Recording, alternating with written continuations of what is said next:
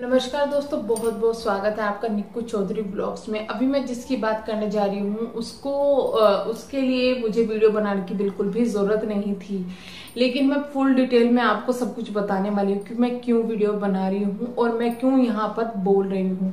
बात करने वाली हूँ दिवा मंत्रा की।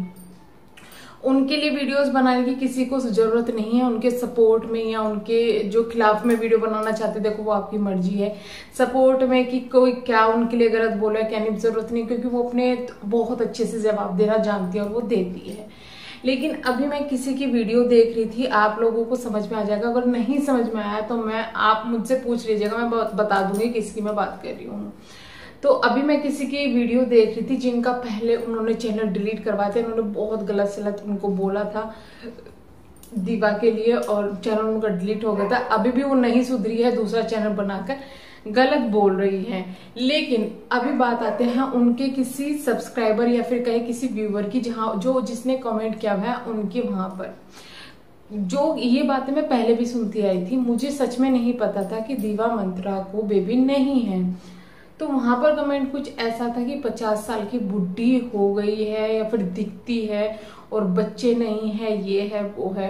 तो उस चीज के लिए मैं बोलना चाहूंगी, क्योंकि मैं इन सब कंडीशन से गुजर रही हूँ और हम पे क्या गुजरती है इस टाइम पर वो औरतें या वो लड़कियां नहीं समझ सकती जिनको बच्चे नहीं हो रहे हैं। यानी कि जो लड़कियां हैं उनको क्या बच्चे होंगे, उनकी तो शादी ही नहीं हुई तो उनको बच्चे नहीं होंगे, उनको उस चीज की कदर नहीं पता होगी। दूसरी बात, वो औरतें जिनको बहुत आसानी से बच्चे मिल जाते हैं वो भी ये चीजें नहीं समझ सकती, बहुत ज्यादा किसी को कमेंट करती है। वो नहीं समझते कि जिनके साथ में प्रॉब्लम्स होती है उनको कितना कुछ सहन करना पड़ता है। पहली तो बात रही है उम्र की, इसकी बाद में बात करूंगी, मैं सब कुछ बताऊंगी। लेकिन बात करती हूँ कि बच्चा ना होने की। 3 साल मेरी शादी को हो चुके हैं, चौथा साल अभी मतलब कंप्लीट हो जाएगा नवंबर में। मुझे बेबी नहीं है। मुझे लोग इतना टॉर्चर करते हैं, उल्टा सीधा बोलते हैं। इस चीज का एहसास मैं जब यहाँ पर रहती हूँ तो मैं बहुत कम किसी के फोन रिसीव करती हूँ, बहुत कम बात करती हूँ, क्योंकि हर किसी की बात यही होती है कि बच्चा कब, क्यों नहीं हो रहा है, क्या दिक्कत हो रही है। लेकिन इसके बाद में अब फिलहाल 6 महीने से मैंने इतना ज्यादा टॉर्चर इस चीज के लिए सहा है ना, इतना कुछ मुझे कहा गया है कि मेरी जो हिम्मत है ना अंदर की, वो ऐसे हो जाती है। कभी कभी ऐसा मन करता है लोगों की बातें सुन के कि मैं मुंह तोड़ दूं उनका। सच में लोग क्या क्या बोलते हैं बताऊंगी इसमें सब कुछ, कि क्या क्या बोला जाता है उस औरत को जिसको बच्चा नहीं होता। मुझे ये बोला गया कि ये तो खाली कटड़ा है जिसे बांध रखा है और ये बांध के सिर्फ खा रही है। ये बात बोली गई है। ये ऐसी ऐसी बातें बोली जाती है उस महिला को जिसको बच्चा नहीं होता, और वो कितना कुछ सहन करती है, वो फिर भी सुनती है ये सब बातें। ऐसी ऐसी बातें, मतलब कि आप लोग अपने कानों पे हाथ रख लोगे कि कोई इतना गंदा कैसे बोल सकता है, इसको तो बच्चा ही नहीं होगा, पता ही नहीं क्यों रखी हुई है। मतलब जैसे कि औरत सिर्फ बच्चा पैदा करने की मशीन है, या फिर औरतों को बहुत ज्यादा खुशी हो रही है कि उनको बच्चा नहीं हो रहा है। हम लोग, मैं बता रही हूँ आज के टाइम में इतना ज्यादा सहन करूँ। पिछले 1.5 साल से मेरी कंटिन्यूसली दवाई चल रही है, उससे पहले भी ट्रीटमेंट चला है, बीच में चला है, रुका है। 1.5 साल से कंटिन्यूसली दवाई चल रही है। 1.5 साल दवाई चलने के बाद डॉक्टर ने ये बोल दिया कि जो कंडीशन पहले दिन थी वो कंडीशन दोबारा से आ चुकी है। रीजन ये है टेंशन, हाइपर थायराइड मुझे है। मेरी जेठानी की डेथ हो गई थी मई में। मैं ज्यादा जो है अंदर नहीं जाऊंगी, मैं सिर्फ शॉर्ट में बताऊंगी। उसके बाद में मैं इतनी ज्यादा टेंशन में आ गई थी। अपना काम तो मैं करती थी, लेकिन सब कुछ मेरे दिमाग में घूमता रहता था।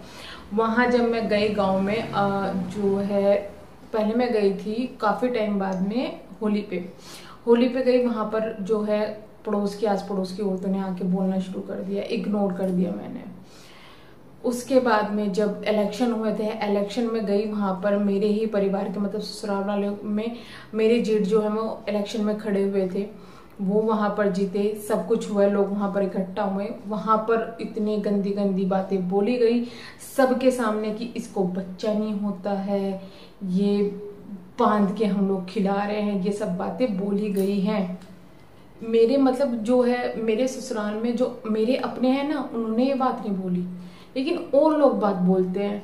अपने जो हैं वो ये बातें बोल के उनको भी हर्ट होता है। लेकिन जब कोई बड़ा आके बाहर का या गांव का आके बोलता है तो आप कुछ नहीं कर सकते, ना तो उनको कुछ कह सकते क्योंकि ससुराल का पक्ष है, नहीं कह सकते, और ना ही आपको वो चीजें सहन होती है। तो आपके पास में सिर्फ रोना, टेंशन लेना ये बच जाते हैं।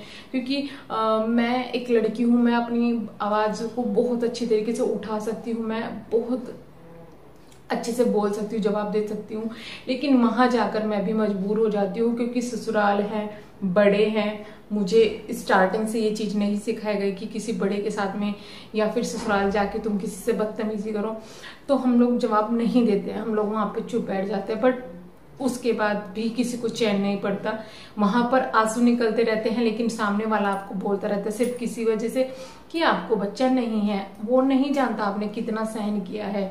1.5 साल से दवाई चल रही है कंटिन्यूसली। सिस्ट के लिए जो दवाई चलती है बहुत ज्यादा हार्ड चलती है, क्योंकि वो इस टाइप की होती है, जो सिस्ट एक गांठ होती है उसको खत्म करती है, जैसे कैंसर की दवाई होती है वो गांठ को खत्म करती है। वो दवाई चलती है 8 महीने, 6 या 8 महीने। जब आपको वो 8 महीने दवाई चलने के बाद डॉक्टर बोल देता है कि सिस्ट बिल्कुल खत्म हो गई, उसके बाद आप खुश हो जाते हैं और सोचते हैं कि अब मुझे कंसीव हो जाएगा। कंसीव करने के लिए दवाई देते हैं डॉक्टर। इतनी दवाइयाँ खानी पड़ती है ना एक टाइम में, कभी 8, कभी 9, कभी 10 दवाई खानी पड़ती है। कितनी, कब तक? जब तक आपको बेबी ना हो आपको दवाई खानी पड़ती है। आपका पूरा शरीर अंदर से जल जाता है, आपके पास में कुछ नहीं रहता, आपके पास कोई इतनी कमजोरी आ जाती है कि आप चल नहीं पाते हो। उसके बाद में आपको कंसीव करने के लिए जब दवाई दी जाती है, या फिर आप हर महीने सोचते हो कि इस बार कंसीव हो जाएगा, इस बार कंसीव हो जाएगा, नहीं होता है। आपको पेन होता है शरीर के अंदर, आपको दर्द होता है। ये चीजें मैं सहन कर रही हूँ, इसलिए मैं बता रही हूँ। थोड़ी मैं इमोशनल हो सकती हूँ क्योंकि इस वक्त में बहुत ये सेंसिटिव टॉपिक है एक बच्चे वाला, कि आपका शरीर अंदर से खराब हो जाएगा, कमजोर हो जाएगा, आपको नहीं पता होगा, आप अपने ऊपर ध्यान नहीं दे पा रहे होंगे। आपका जो फेस है वो बिल्कुल ऐसा हो जाएगा कि आपकी उम्र पता ही नहीं कितनी है। तो ये जो उम्र वाली बातें होती है ना, जब आप किसी इन चीजों से गुजरते हैं ना, टेंशन और ये सब चीजें, दवाई, ये सब चीजें, तो फेस पे झलकने लगती है। कहीं भले ही उम्र कितनी हो, दिखने लगता है आदमी कि उसकी उम्र हो चुकी है, भले ही ना हो। तो इस चीज के लिए, उम्र के लिए कौन सा टोंट मारना भैया? बच्चे के लिए कौन सा टोंट मारना? आपको फ्री में मिल गया है तो इसका मतलब ये थोड़े ना है कि दूसरों को फ्री में नहीं मिला, दूसरों को इतनी जल्दी नहीं मिला तो उसमें कमी है, वो गंदी है, वो बेकार है। फिजिकली किसी के अंदर भी कमी आ सकती है। आप कौन हो सकते हैं टोंट मारने वाले?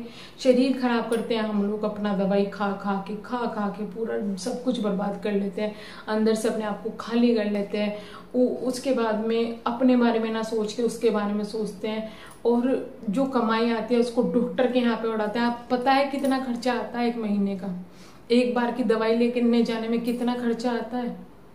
हम लोग मेहनत करते हैं उस पैसे को कमाने के लिए, और वो पैसा इस तरीके से हमारा उड़ता है। लेकिन आप लोगों को सिर्फ एक बार जाके कमेंट मारना है, किसी को इतना गंदा बोलना है, तो आगे से किसी भी औरत को, किसी भी बच्चे के लिए टोंट मारने से पहले या फिर कुछ भी करने से पहले सोच लीजिएगा कि भगवान के घर देर है, अंधेर नहीं। आपके घर में ऐसी कंडीशन ना आ जाए, आपके साथ में ऐसा ना हो जाए। अभी तो आपकी शादी नहीं हुई है, जब शादी होगी, अगर आपको ये सब चीजें झेलनी पड़ी ना, तो आप पे क्या गुजरेगी जब बताना मुझे। मैं सिर्फ इसलिए बोल रही हूँ कि मैं इन सब चीजों से गुजर रही हूँ, और इतना ज्यादा मेंटली ये चीजें हरेस करने वाली होती हैं कि बहुत ज्यादा इन पे असर पड़ता है। अब कोई ये कहेगा ना कि फिर यूट्यूब पे क्यों बैठे हुए हो, ये कर रहे हो, वो कर रहे हो, तो भैया जो इलाज होता है ना, इलाज, ये जो इलाज होते हैं, पति बहुत सारा कमाए, ये जो इलाज होता है ना, डॉक्टर के चक्कर, जब आपके घर में सास ससुर ना हो, जैसे कंडीशन मेरी है, सास ससुर ना हो, आपका पति आपके पास में हो, आपके माँ बाप हो, सब कुछ हो, पर सास ससुर ना हो, आप ये सोचते हैं कि हम जितना कमाएंगे ना हम करेंगे अपने बच्चों के लिए, उससे ऊपर कोई नहीं आने वाला। तो सब कुछ देखना पड़ता है, अपने परिवार, अपनों। मुझे फाइनेंशियली कोई प्रॉब्लम नहीं है, लेकिन फिर भी मैं ये चाहती हूँ कि जो मेरा दवाई का खर्चा आ रहा है ना, जो मेरा डॉक्टर के आ रहा है, मैं कमा के उसमें लगा दूं, जिससे कि जो बाकी इनकम है, मेरे हस्बैंड की इनकम है, हमारी जमीन से इनकम है, या कुछ भी कहीं से आ रहा है, उसको मैं इकट्ठा कर सकूं, अपने बच्चे के लिए घर बना सकूं। लेकिन लोगों को बकवास करनी होती है कि अगर इतनी प्रॉब्लम है, इतनी टेंशन है, तो वीडियो क्यों बना रही है? टेंशन को दूर करने का एक जरिया है वीडियो। ठीक है, इसलिए वीडियोस बनाई जाती है। दूसरी इनकम का सोर्सेज होता है वीडियो, इसलिए वीडियो बनाई जाती है। जिसको पसंद आए देखो, जिसको पसंद आए ना देखो, जिसको सब्सक्राइब करना है करेंगे। अब लोग, मैंने इसलिए अपने पहले चैनल पे ऐसी वीडियोस बनानी बंद कर दी क्योंकि लोग बोलते थे पैसे के लिए करिए, पैसे के लिए करिए, पैसे के लिए, तो मैंने यहाँ पे कर दी। अब ये चैनल मेरा सब्सक्राइब लोग करेंगे, मोनेटाइज हो जाएगा तो मेरी किस्मत है, मेरे पास में पैसा आएगा। मेरा जो पहला चैनल है स्टार्टिंग से ही मैंने ये सोच के खोला था कि जब मैं एक एनिमल लवर हूँ, मैं चाहती थी अपना जो पैसा है उससे ही मैं एनिमल्स के लिए कुछ कर सकूं। तो मैं स्ट्रीट डॉग्स के लिए करती हूँ, जो भी मुझे मिलते हैं उनके लिए करती हूँ। तो उसकी जो कमाई होती है वो मेरी वहां पर जाती है, पूरी नहीं जाती क्योंकि इतनी ज्यादा नहीं होती, कुछ मुझे अपने लिए रखनी होती है तो कुछ वहां पर चली जाती है। तो इस वजह से मैं जो है मेहनत करती हूँ यहाँ पर, और मेहनत करती हूँ तो उसका फल वो कमाई मिलती है। जिसको जोर पड़ता है पड़ता रहे। तो आपसे रिक्वेस्ट है, लड़ाई झगड़े आप लोग करें ना, तो किसी को गलत बोलें। जब आपके सामने जो बैठा है उसके लिए आप बोल सकते हैं। माँ बाप, बच्चे, किसी की बीमारी, इन सब चीजों का फायदा ना उठाइएगा। यही था अभी की वीडियो में, जाते ही गुस्से में आ गई मैं। मिलते हैं नेक्स्ट वीडियो में, तब तक के लिए bye bye, thank you so much. अगर वीडियो पसंद आए तो सब्सक्राइब जरूर कीजिएगा, लाइक जरूर कीजिएगा। Bye bye.